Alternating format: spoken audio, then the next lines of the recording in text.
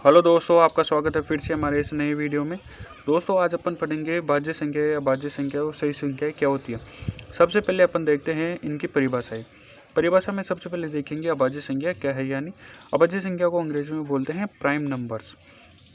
इसकी परिभाषा देखते हैं कि अभाज्य संख्या ऐसी संख्या होती है जिनमें केवल और केवल एक का भाग जाए और स्वयं का भाग जाए तथा इसके साथ क्या होना चाहिए, यानी ऐसी संख्याएं जिनके केवल दो ही फैक्टर हो, यानी दो ही गुणनखंड होने चाहिए। यानी ऐसी संख्या जिनमें केवल एक का और स्वयं का भाग जाए तथा उसके केवल दो ही फैक्टर हो, यानी दो गुणनखंड हो, दो ही, उसको अपन बोलते हैं अभाज्य संख्या। इसके एग्जाम्पल देख सकते हैं अपन 2, 3, 5, 7, 11, 13, ये जितने भी संख्या है इनमें एक का भाग जाता है, स्वयं का भाग जाता है और इनके केवल दो ही गुणनखंड हैं। अभी आगे बताते हैं कि कैसे इनके दो गुणनखंड आते हैं, कैसे ये परिभाषा इसमें अप्लाई होती है। आगे चलते हैं भाज्य संख्या। भाज्य संख्या को इंग्लिश में बोलते हैं कोप्राइम नंबर्स। इसकी परिभाषा क्या है कि ऐसी संख्याएं जिनमें केवल एक का, स्वयं का और अन्य किसी भी संख्या का भाग जाता हो उन्हें भाज्य संख्या कहते हैं। यानी ऐसी संख्या जिनमें केवल एक का, स्वयं का और अन्य संख्या का भाग जाता हो उन्हें भाज्य संख्या कहते हैं। इसके साथ ही और क्या होना चाहिए, उसका ऐसे भाज्य संख्याओं के दो से अधिक गुणनखंड होने चाहिए, तभी वो भाज्य संख्या बनेगी। भाज्य संख्या क्या है कि जिनमें केवल एक का, स्वयं का और अन्य संख्याओं का भाग जाए और उसके साथ दो क्या होना चाहिए कि दो से अधिक गुणनखंड होने चाहिए उसके। अब एग्जाम्पल क्या है, 4, 6, 8, 9, 12, 14, ये ऐसे ये जितने भी संख्या है उनमें एक का भी भाग जाता है, स्वयं का भी जाता है। यानी स्वयं का मतलब खुद की जो संख्या है उसमें खुद का ही, और अन्य संख्या का भी भाग जाता है। अभी आगे देखते हैं क्या है। और सही संख्या को क्या बोलते हैं, इंग्लिश में कंपोसाइट बोलते हैं। डेफिनेशन, ऐसी संख्याएं जिनका HCF एक हो उन्हें कंपोसाइट नंबर कहते हैं, यानी सही संख्या कहते हैं। एग्जाम्पल क्या है, 2, 3, 5, 7, 3, 7, यानी जो ये सही संख्या आएगी वो दो के जोड़े में आएगी, दो के जोड़े में, इनको सही संख्या बोलते हैं। आप इसका स्क्रीनशॉट भी ले सकते हैं।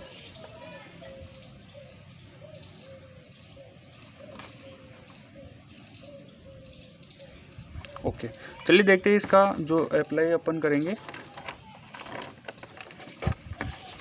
सबसे पहले करेंगे अपन अभाज्य संख्या का। अभाज्य संख्या क्या कहती है, अभाज्य संख्या की परिभाषा क्या है कि ऐसी संख्याएं जिनमें केवल एक का और स्वयं का ही भाग जाए, ऐसी संख्याएं। सबसे पहले अपन देखते हैं पहले वाली परिभाषा क्या कहती है कि ऐसी संख्या, जैसे अब 2 बता रहा है इसमें, तो अपन 2 में देख कर देते हैं। देखिए भाग 2 में सबसे पहले किसका देंगे अपन, एक का। 2 में एक का भाग जा रहा है कितनी बार, 2 बार। फिर देंगे अगले वाले क्या बोल रहे हैं, स्वयं का जाना चाहिए। 2 में 2 का भाग, यानी 2 खुद के लिए स्वयं क्या हो गया, 2 खुद हो गया। कितनी बार गया, एक बार। यानी इसमें किस किस का भाग गया, पहली बार की परिभाषा सिद्ध हो रही है कि ऐसी संख्या जिनमें एक का और स्वयं का भाग जा रहा है, क्या जा रहा है, यानी ऐसी संख्या जिनमें एक का और स्वयं का भाग जा रहा है, ये स्वयं है इसके लिए, तो पहली बार परिभाषा तो अप्लाई होगी।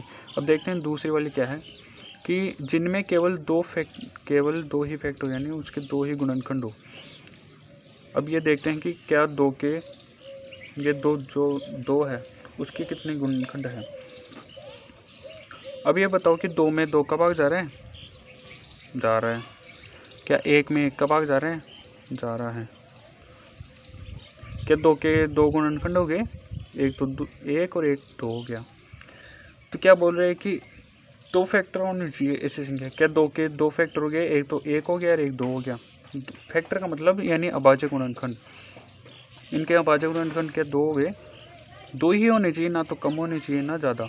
अब देखते हैं, देखिए 3 के देखते हैं। देखिए 3 में किसका भाग देंगे, पहले 1 का देंगे। देखिए 1 का जा रहा है कितनी बार, 3 बार। फिर देते हैं इसमें स्वयं का, स्वयं क्या है इसमें 3 कूदा है, 1 बार गया। फिर यानी इसकी ये जो पहली वाली जो शर्त थी, इसकी टर्म थी, वो तो अप्लाई हो गया, यानी एक तो 1 का जाना चाहिए और एक स्वयं का जाना चाहिए, वो चला गया।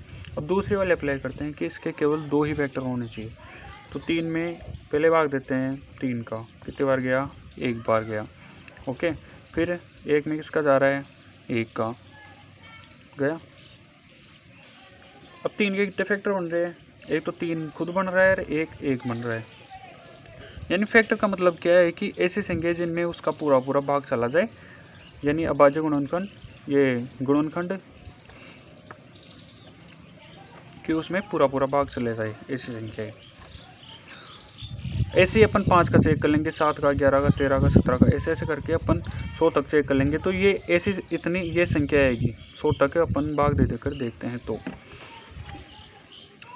अब ये देखते हैं भाज्य संख्या अगले वाली। अब भाज्य संख्या में कौन सी आ रही है, इसकी परिभाषा क्या थी, इसमें आ रहा है 4, 6, 8, 9, 12। अभी इनको देखते हैं अप्लाई करके। इसकी जो पहली टर्म थी वो क्या थी भाई, ऐसी संख्या जिनमें एक का, स्वयं का और अन्य संख्या का भी भाग जाए। तो क्या 4 में अपन देखते हैं, क्या 4 में 1 का जा रहा है, 4 बार जा रहा है। 4 में स्वयं का जा रहा है, 1 बार गया। क्या 4 में और संख्या का भाग जा रहा है, अब 1 का तो चला गया, 4 का स्वयं का भी चला गया। क्या 1 के अलावा 2 का जा रहा है, बिल्कुल जा रहा है। कितनी बार गया, 2 बार। तो किस किस का भाग गया, तो 1 का गया, फिर स्वयं का गया, फिर अन्य संख्या का गया। चाहे वो 1 बार जाए, चाहे 2 बार जाए, या 2-3 संख्याओं से जाए, लेकिन अन्य संख्याओं से जाना चाहिए। क्या इसकी पहली टर्म कंप्लीट।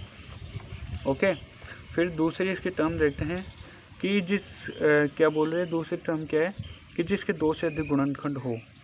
क्या अपन 4 का भाग देकर देखते हैं। 4 में पहले तो 2 किसका, छोटी से छोटी संख्या का। छोटी संख्या क्या है, 2 का जा रहा है, कितनी बार, 2 बार। फिर 2 का जा रहा है, कितनी बार, 1 बार। फिर 1 का जा रहा है। तो यहाँ पर 4 के कितने गुणनखंड बनेंगे, एक तो 2 बार बन, फिर ये 2 बना, फिर 1। यानी 4 के गुणनखंड कितने हो रहे हैं, 2 से ज़्यादा हो रहे हैं। यानी इसके गुणनखंड कितने हो, इसकी दूसरी टर्म क्या थी कि उसके 2 से अधिक गुणनखंड होने चाहिए, तभी वो भाज्य संख्या होगी। तो क्या ये भाज्य संख्या है, हाँ बिल्कुल है ये भाज्य संख्या, क्योंकि इसके 2 से अधिक गुणनखंड है। इसमें 1 का भी भाग जा रहा है और स्वयं का भी भाग जा रहा है, यानी इसको 2 से 2 गुणा कर देंगे तो 4 हो गया। तो इसमें इसका भी भाग जा रहा है, तो भाज्य संख्या ये हुई। अब ऐसे करके देखते हैं 6 का। 6 में 1 का भाग जा रहा है, परिभाषा से देखते हैं। पहले 1 का भाग जाना चाहिए,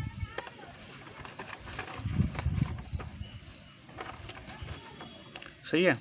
6 में 1 का भाग जा रहा है 6 बार। फिर 6 में किसका भाग जाना चाहिए, स्वयं का, तो गया, 1 बार गया। फिर 6 में किसका भाग जा रहा है, 2 का जा रहा है, अन्य संख्या में 3 बार।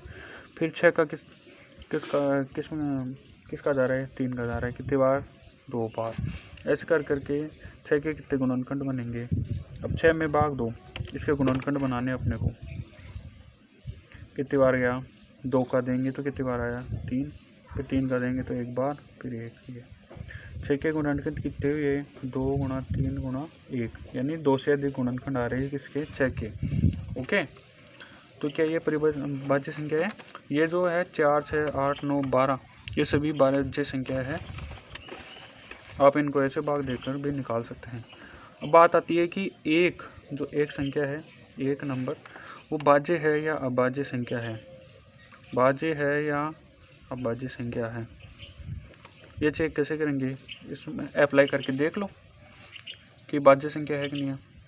पहले देखते हैं कि अभाज्य संख्या के लिए देखते हैं कि अभाज्य है कि नहीं है। अभाज्य संख्या के लिए पहले होना क्या चाहिए, अभाज्य संख्या होने के लिए क्या चाहिए अपने को, अभाज्य संख्या होने के लिए क्या चाहिए कि ऐसी संख्या, अभाज्य संख्या के लिए भाई उसमें 1 का भाग जाना चाहिए, चला गया भाई, 1 का भाग जाना चाहिए, चला गया।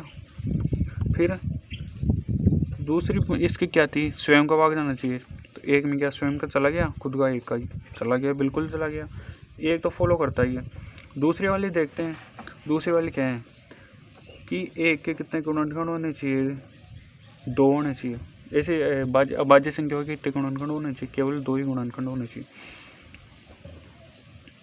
क्या 1 के 2 गुणनखंड हो रहे हैं, ये तो एक बार ही आ रहा है, इसको मत गिन लेना। 1 में कितनी बार गया, 1 बार ही गया ना भाग, तो 1 के कितने गुणनखंड, 1 ही तो बने, 2 थोड़े ना बना।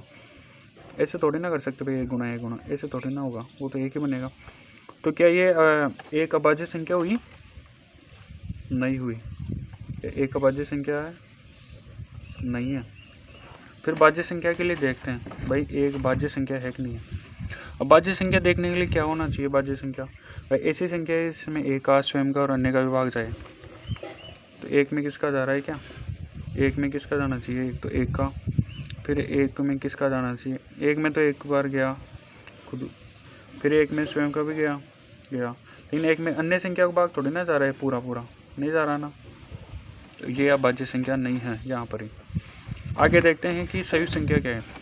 संयुक्त संख्या ऐसी संख्या है जिनका HCF एक हो, उन्हें संयुक्त संख्या कहते हैं। जैसे 2,3, 5,7, 3,7, उनको अपन बोलते हैं संयुक्त संख्या है। अभी देखते हैं कैसे। तो जैसे मान लो कि HCF क्या है, कि HCF क्या होता है वो आपको अगले वाले वीडियो में बताएंगे HCF क्या होता है। अब जैसे मान लो कि 2 और 3 है, ऐसी संख्या है। अब इनका अपन गुणनखंड करें तो एक बार तो किसका जाएगा? 2 का, फिर एक बार किसका गया? 3 का गया, फिर एक बार किसका? दोनों में एक का जाएगा। अब 2 के गुणनखंड करो,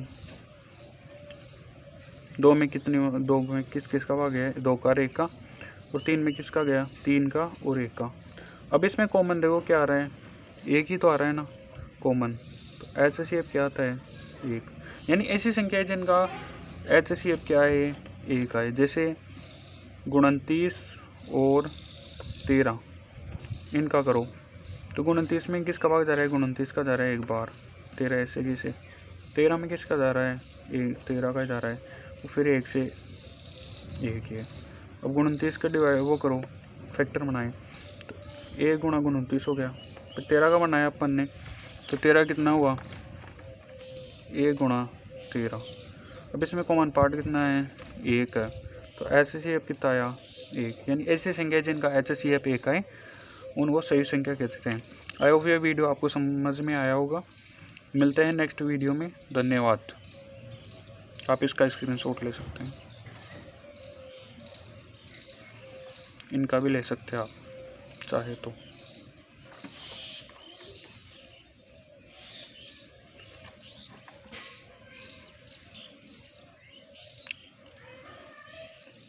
ओके, मिलते हैं अगले वीडियो में।